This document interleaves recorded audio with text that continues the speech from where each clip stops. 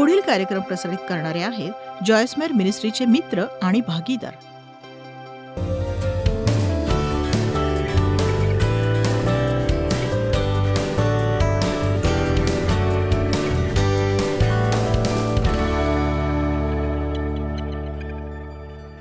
दुसरं तिमोथी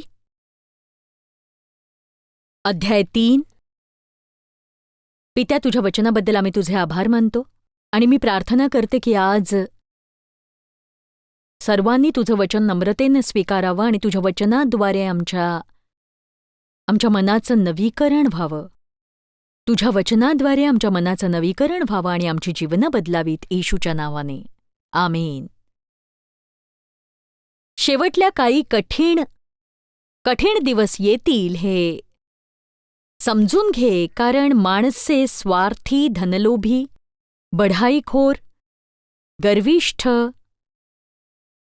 निंदक आणि आईबापास न मानणारी, उपकार न स्मरणारी, अपवित्र अशा प्रकारची होतील. आता आपण इथे लक्षात घ्यायला हवं की हे जगाविषयी सांगितलेलं आहे आणि हे मंडळींविषयी किंवा ख्रिस्ती लोकांविषयी सांगितलेलं नाही. पण आपल्याला ठाऊक आहे की आपल्यातले बरेचसे स्वार्थी आणि स्वकेंद्री ख्रिस्ती लोक आहेत. आमेन. मला माहिती आहे ते तुम्ही नाही आहात, तुम्ही ते नक्कीच नाही आहात, पण आपल्याला प्रार्थना करायची गरज आहे की सर्व स्वार्थी आणि स्वकेंद्री लोकांनी स्वला मरावं आणि केवळ देवासाठी जगायला शिकावं. कारण माणसं स्वार्थी, धनलोभी, बढाईखोर, गर्विष्ठ, निंदक, आईबापास न मानणारी, उपकार न स्मरणारी, अपवित्र, ममताहीन, शांतताद्वेषी, चहाडखोर, असंयमी, क्रूर, चांगल्याबद्दल प्रेम न बाळगणारी आणि विश्वासघातकी अशा प्रकारची होतील. बघा, जेव्हा लोक ममताहीन होतात तेव्हा त्यांना इतरांच्या गरजा दिसतात खऱ्या, पण आपण त्या भागवायला हव्यात असं त्यांना वाटत नाही. इतरांनी ते करावं असं त्यांना वाटतं, पण ते स्वतः ते कधीच करत नाहीत, कधीच नाहीत. ते गर्विष्ठ, निंदक, आईबापास न मानणारी, उपकार न स्मरणारी, अपवित्र, ममताहीन, शांतताद्वेषी, चहाडखोर, असंयमी, क्रूर, चांगल्याबद्दल प्रेम न बाळगणारी अशी होतील. आता बघा, आणखी 2 वचनं झाली की हे संपणार आहे. कारण सभेची सुरुवात अशा प्रकारे करणं फार सुखद नाहीये, पण ते विश्वासघातकी, हूड, गर्वाने फुगलेली, देवावर प्रेम करण्याऐवजी सुखविलासाची आवड धरणारी आणि सुभक्तीचे केवळ बाह्य रूप दाखवून तिचे सामर्थ्य नाकारणारी अशी ती होतील. सुभक्तीचे केवळ बाह्य रूप दाखवून तिचे सामर्थ्य नाकारणारी होतील. ते सुभक्तीचे केवळ बाह्य रूप दाखवतील, पण तिचे सामर्थ्य नाकारतील. तर बघा, सुवार्तेच्या संदेशाचं खरं सामर्थ्य कशात आहे? प्रीतीच्या संदेशात. प्रभू येशूने एक गोष्ट सांगितली, मी तुम्हाला एक नवी आज्ञा देतो, जशी मी तुम्हावर प्रीती केली तशी तुम्हीही एकमेकांवर प्रीती करावी, म्हणजे सर्व ओळखतील की तुम्ही माझे शिष्य आहात. बघा, आपल्यावर प्रीती करणारं कोणीतरी हवं असतं, पण आपल्याला गरज आहे प्रीती देण्याची. आणि प्रत्येकाला प्रीती देता येऊ शकते. जगात असं कोणीच नाही की त्याला कुणाला प्रीती देता येणार नाही, कारण सगळं जगच प्रीतीचं भुकेलंय. आता तुम्ही माझ्याकडे आश्चर्याने पाहताय. आता ही कुठे घेऊन जाणार आहे कोण असतो. पण एक गोष्ट सांगू, 2-3 वर्षांपूर्वी मी एक पुस्तक लिहिलं, नेमकं कधी माहीत नाही, क्रांतिकारक प्रीती नावाचं. आणि हे माझं सगळ्यात वाईट खपाचं पुस्तक ठरलं. त्याचा खप इतका वाईट होता, खूपच वाईट होता. आजवरच्या सभेतला सर्वाधिक खप होता 112 पुस्तकं. आणि आजच मला हे कळलं. आणि बघा, जेव्हा तुमच्या सभेला 7-8, 9-10 हजार लोक असतात तेव्हा ही गोष्ट प्रभावित करणारी नसते. तुम्ही म्हणाल मग ते पुस्तक वाईट असलं पाहिजे, तुम्ही मला त्याविषयी का सांगताय? बघा, ते वाईट होतं म्हणून खपलं नाही असं नाही, तर ते खपलं नाही कारण लोकांना तो संदेश फार महत्वाचा आहे असं वाटलं नाही म्हणून. किंवा त्यांना वाटलं असावं प्रीतीविषयी त्यांना सगळं काही ठाऊक आहे. तसं असेल, पण जर प्रत्येक विश्वासणारा, जर प्रत्येक जण जो स्वतःला ख्रिस्ताचा शिष्य समजतो तो आपापल्या क्षेत्रांमध्ये प्रीतीने चालत असता, तर मी छाती ठोकपणे सांगू इच्छिते की संपूर्ण जगाचं केव्हाच तारण झालं असतं आणि आज आपल्या समाजात जो गोंधळ आपल्याला दिसतोय ना, तो दिसला नसता.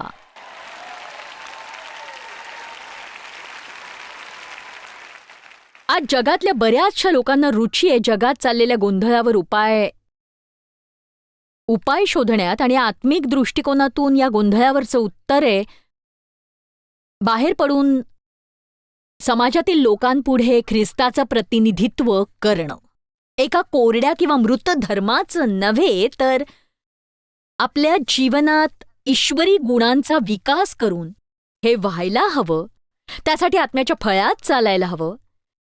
कारण बायबल म्हणतं की आत्म्याच्या फळांपुढे नियमांचं काही चालत नाही. जेव्हा आपण प्रीतीत चालतो तेव्हा लोकांना दोष शोधून काढणं कठीण होतं आणि काही काळ ते खूप प्रयत्न करतात, पण प्रीतीपुढे कठीण हृदय विरघळून जातं, हे लक्षात घ्या. पण प्रीती खरी असायला हवी. म्हणून आज मी तुम्हाला विचारते, खरं प्रेम काय आहे? काही मासिकं आहेत खरी प्रीती, ट्रू रोमान्स. मला वाटतं जर खरं प्रेम आहे तर खोटं प्रेमही असलं पाहिजे. जर खरी प्रेमभावना असेल तर खोटी प्रेमभावनाही असेलच. बघा, ज्या निरर्थक प्रेमाची आपण चर्चा करतोय त्या प्रेमात कृतीचा काही एक लवलेश नसतो. ते प्रेम बोलघेवडं असतं, त्यात पोपटपंची असते. पण जेव्हा प्रत्यक्षात काही करायची वेळ येते तेव्हा असे प्रेमवीर पाठ फिरवतात. एक सांगू, मी सैतानावर चिडलीये. मी तोपर्यंत प्रीतीवर बोलणार आहे जोपर्यंत लोक ते ऐकून थकत नाहीत किंवा प्रीती करायला तयार होत नाहीत तोवर.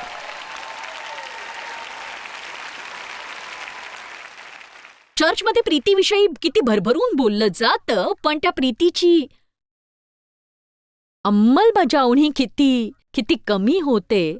बघा, आपण चर्चमध्ये एकत्र जमतो, हात मिळवून म्हणतो, मी तुम्हावर प्रभूसारखी प्रीती करते सिस्टर, मी सांगते मी मरेपर्यंत तुमच्यावर प्रेम करीन. मी म्हणते मरेपर्यंत नको ग बाई, मला अजून जगायचंय, धन्यवाद. एक सांगू सिस्टर, मी मरेपर्यंत प्रीती करीन. आपण गोडबोलेपणा फार करतो. जेव्हा मला माझ्या बाळासाठी बेबीसिटिंग हवं असतं किंवा सामान हलवायचं असतं तेव्हा कुठे असता तुम्ही सांगा? जेव्हा कुणी माझी बदनामी मोहीम उघडलेली असते तेव्हा तुम्ही तोंड उघडून म्हणू शकता की नाही, तुमचं म्हणणं योग्य नाहीये. चला आता, तुम्ही प्रभूसारखी प्रीती करता हे ऐकून मला आनंद वाटतो, पण त्याचा अर्थ समजून घ्या. मला म्हणायचंय, जर आपण प्रभूसारखी प्रीती करतो तर ख्रिस्ताची ती प्रीती जाणून घेतलेलीच बरी. ओ बाप रे, जर चर्चमध्ये एवढी प्रीती असती तर आज केवढे तरी लोक ख्रिस्ताकडे वळले असते आणि प्रीतीत चालण्याचा अर्थ आहे हेतुपुरस्सर प्रीती करणं, हे प्रत्येकाला नीट कळलं असतं. प्रीती म्हणजे काहीतरी वाटणं किंवा काही हवंसं वाटणं किंवा काहीतरी सुंदर वाटणं नव्हे, तर त्यासाठी वचनाचा अभ्यास करावा लागतो, आणि तो सुद्धा सातत्याने. कारण आपला देह स्वभाव मुळातच खूप स्वार्थी आहे आणि त्याविरुद्ध आपण थोडं युद्ध पुकारून म्हणायला हवं की या भूतलावर मीच एकटा मनुष्य आहे असं समजून मी जगणार नाही.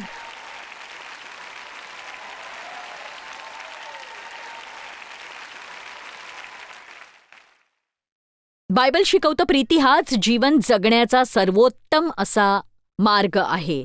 1 कोरिंथ अध्याय 12 वचन 31 पाहू.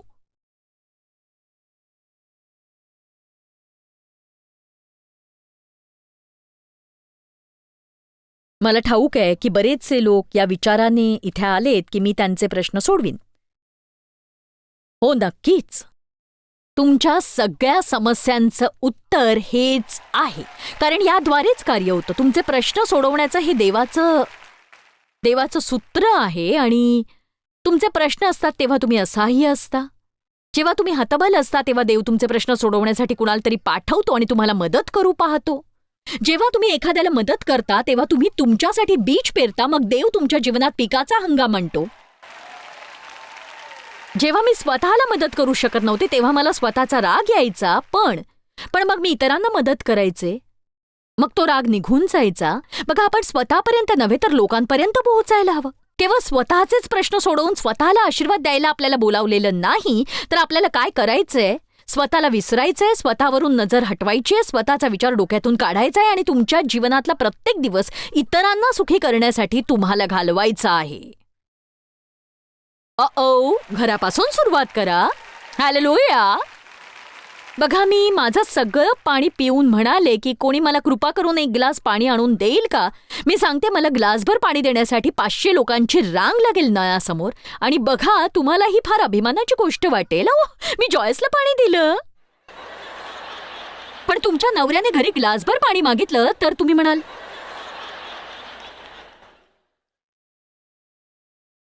तुला काय वाटतं मी तुझी नोकर आहे? उठून स्वतः पाणी घे.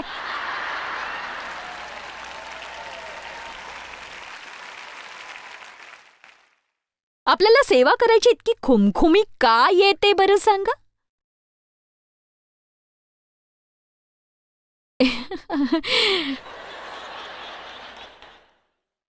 एक सांगू, जी गोष्ट देवाने करायला सांगितली नाही ती मी करत नाही. मी बाजारातली पुस्तकं आणून संदेश देत नाही. मला हे जीवन जगायचंय आणि जे मी करत नाही त्यावर मला संदेश द्यायचा नाही, कारण याद्वारेच कार्य होईल. मी तुम्हाला सांगते, तुम्हाला सुखी व्हायचं असेल तर स्वतःला विसरा आणि इतरांना सुखी करण्यासाठी जगायला लागा. आमीन. 1 कोरिंथ अध्याय 12 वचन 31, तुम्ही श्रेष्ठ कृपादानांची उत्कंठा बाळगा, म्हणजे सर्वोत्कृष्ट वरदानांची तुम्ही अपेक्षा धरा. शिवाय एक सर्वोत्कृष्ट मार्ग मी तुम्हाला दाखवतो, म्हणजे सर्व कृपादानांमधील सर्वोत्तम कृपादान काय आहे? ते आहे प्रीती. मत्तय 5:44 मध्ये आपण हेच पाहतो. तिथे जाऊ.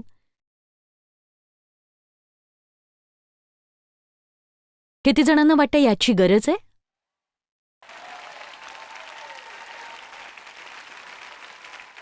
तुम्हाला वाटत असेल जे लोक आले नाहीत ते यायला हवे होते, किती बरं झालं असतं. माझा नवरा आज आला असता ना तर इतकं बरं झालं असतं. त्याला इतकी गरज आहे याची. चला, आता किती जणांना असं वाटतं कुणीतरी आज इथे असायला हवं होतं? सांगा लवकर. एक सांगू, मलाही तसं वाटतं, पण सत्य असं आहे की तुम्ही आहात आणि मी सुद्धा आहे, म्हणजे आपल्याला गरज आहे, नाही का? मत्तय अध्याय 5 वचन 44 ते 47.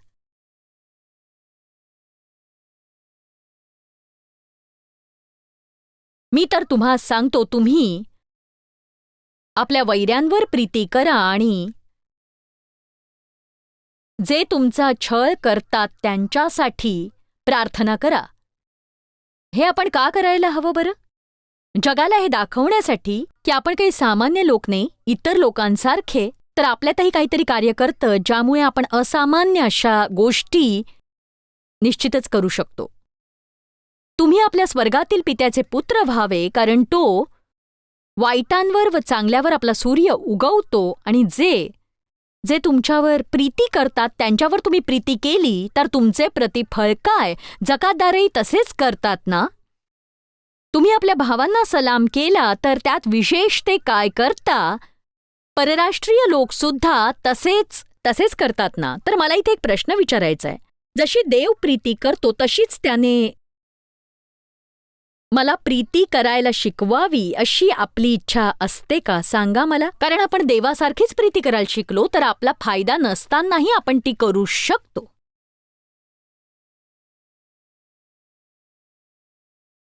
नीट ऐका सगळ्यांनी. जेव्हा आपला फायदा नसतानाही आपण प्रीती करतो, जेव्हा आपण सगळं काही देऊन टाकतो, मी माझ्या अनुभवातून सांगते, तेव्हा आपण लोकांना ख्रिस्तासाठी जिंकतो. कल्पनेपलीकडे कठीण असलेल्या लोकांनाही आपण प्रीतीने जिंकू शकतो. जर तुम्ही माझा कार्यक्रम नेहमी पाहत असाल तर माझ्या वडिलांनी माझं कसं शोषण केलं, अनेक वर्ष तुम्ही ते ऐकलं असेल आणि माझ्या आईला हे सगळं माहीत होतं आणि ती खरंच खूप भित्री स्त्री होती, जिला अशा गोष्टींना कसं तोंड द्यायचं ठाऊक नव्हतं, त्यामुळे तिने हे रोखलं नाही.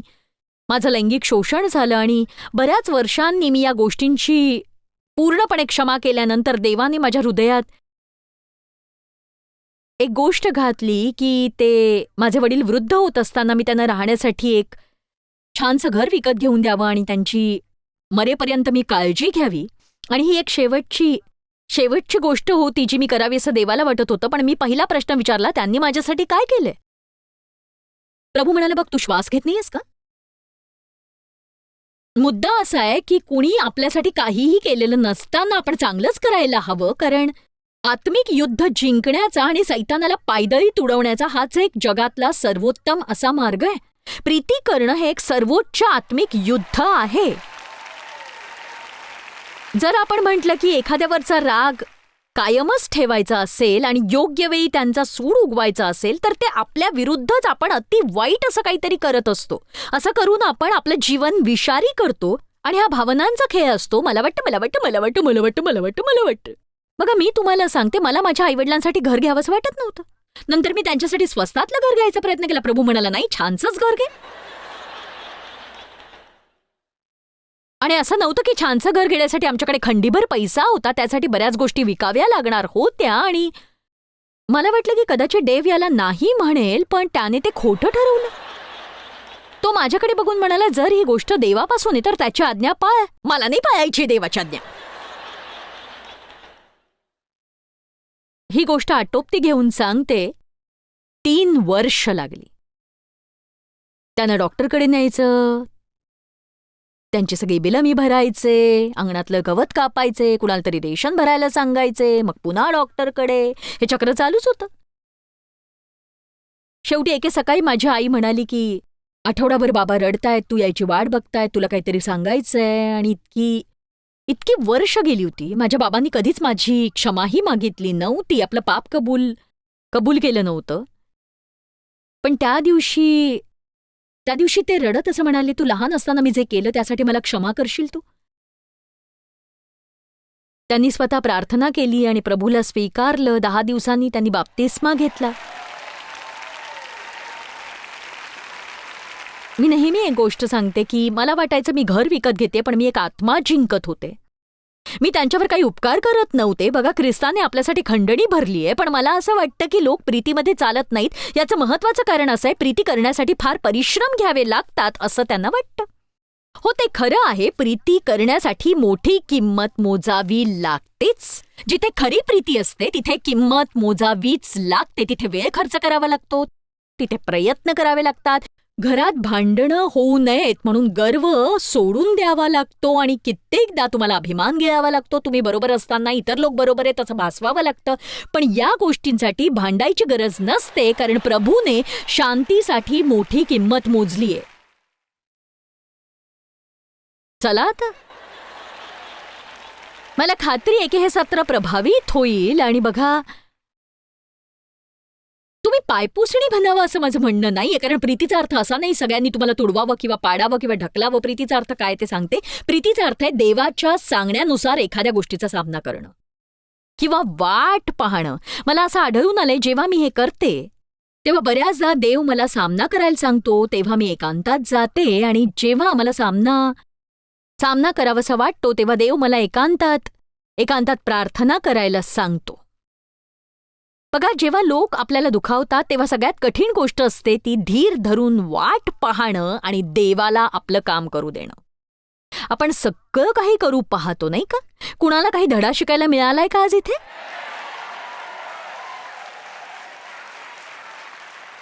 आता बघा, जर दुसऱ्या व्यक्तीने योग्य ते करावं अशी तुम्ही वाट पाहत असाल तर मी तुम्हाला एक सूचना करू इच्छिते.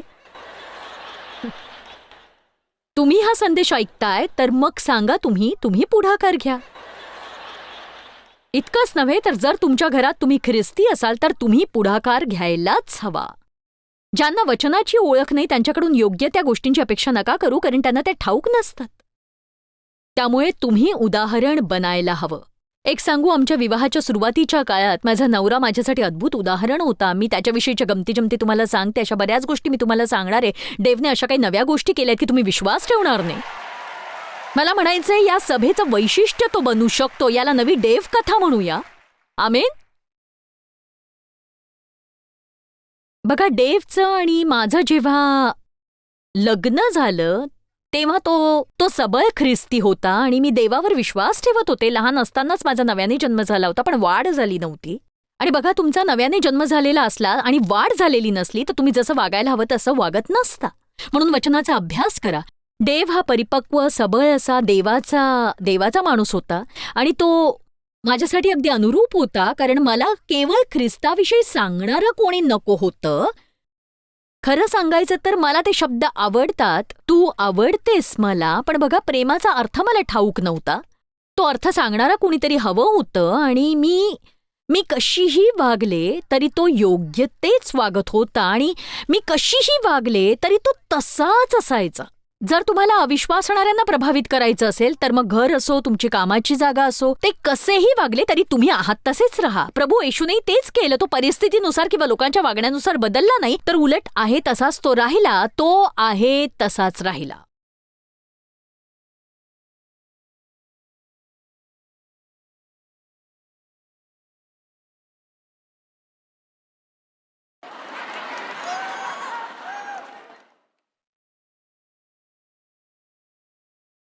ओ येशू, मला तुझ्यासारखं बनायचंय. सर्व अर्पितो. बघा, दिखाऊ आणि बोलघेवड्या धर्मव्यवस्थेत हे असंच चालतं. गैरसमज करून घेऊ नका. माझ्या जीवनात मी त्याचा भरपूर अनुभव घेतलाय. तिथे फक्त बाहेरचा दिखावा भरपूर असतो आणि आतून सगळं पोकळ असतं. मी प्रभूसारखी तुझ्यावर प्रीती करते हे शब्द आहेत नुसते. म्हणजे मला गरज असते तेव्हा तुम्ही कुठे असता? जेव्हा लोक माझी निंदा करत असतात तेव्हा तुम्ही कुठे असता सांगा? जेव्हा मी निर्बळ असते, निराश असते आणि कुणीतरी माझ्याजवळ बसून मला धीर द्यायची गरज असते, मला असं म्हणायचंय की मला संदेश देऊ नका, माझ्या गरजेच्या वेळी माझ्यासोबत राहा.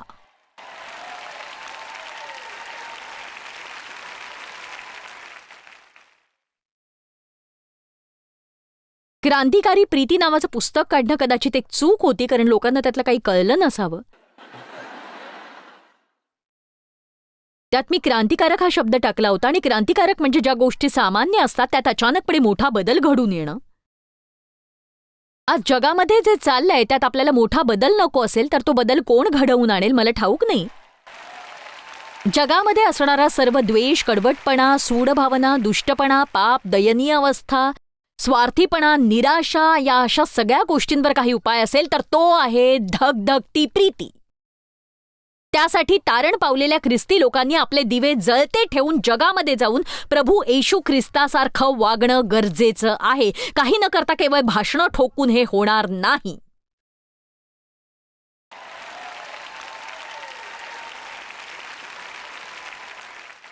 मुलं शाळेत खेळतात तो दाखवा आणि सांगा हा खेळ ठाऊक आहे तुम्हाला?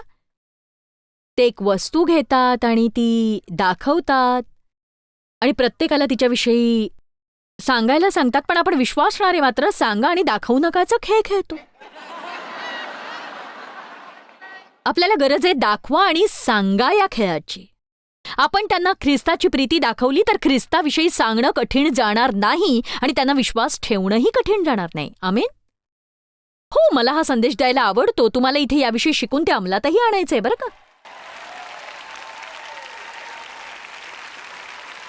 मत्तय अध्याय 22 वचन 36 मध्ये लोकांनी प्रभूला विचारलं, गुरुजी, नियमशास्त्रातील कोणती आज्ञा मोठी आहे? नियमशास्त्रातील कोणती आज्ञा मोठी आहे? कोणती सगळ्यात महत्वाची आहे? कोणती आज्ञा सर्वप्रथम येते? काही आज्ञा या लहान आहेत, काही लहान आहेत, काही मोठ्या आहेत. मला हे आवडतं. हो, आम्हाला मोठ्या गोष्टी शिकवा सिस्टर.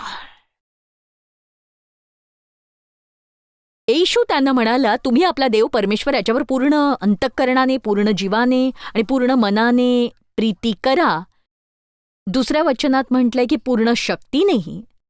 हीच सगळ्यात मोठी आणि पहिली आज्ञा आहे आणि हिच्यासारखीच दुसरीही आहे की तू आपल्या शेजाऱ्यावर स्वतःसारखीच प्रीती कर, स्वतःसारखीच.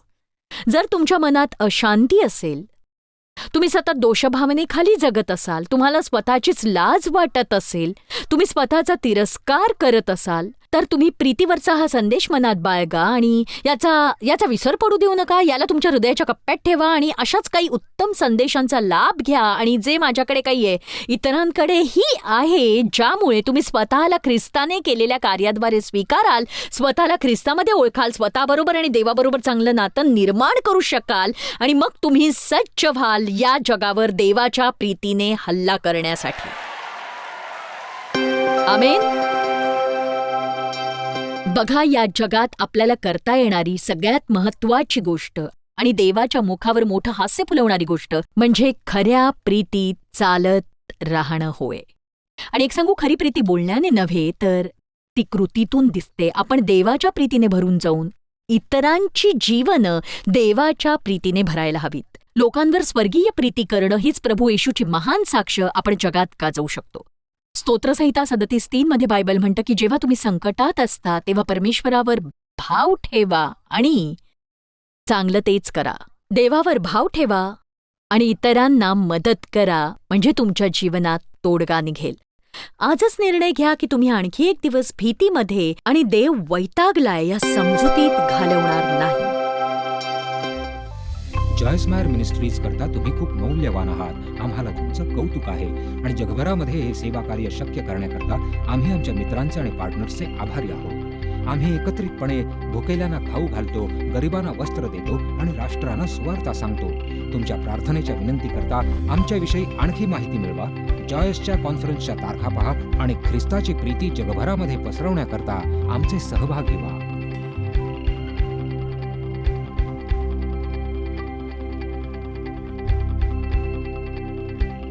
याचा सर्व खर्च जॉयस्मायर मिनिस्ट्रीचे मित्र आणि भागीदार करत आहेत.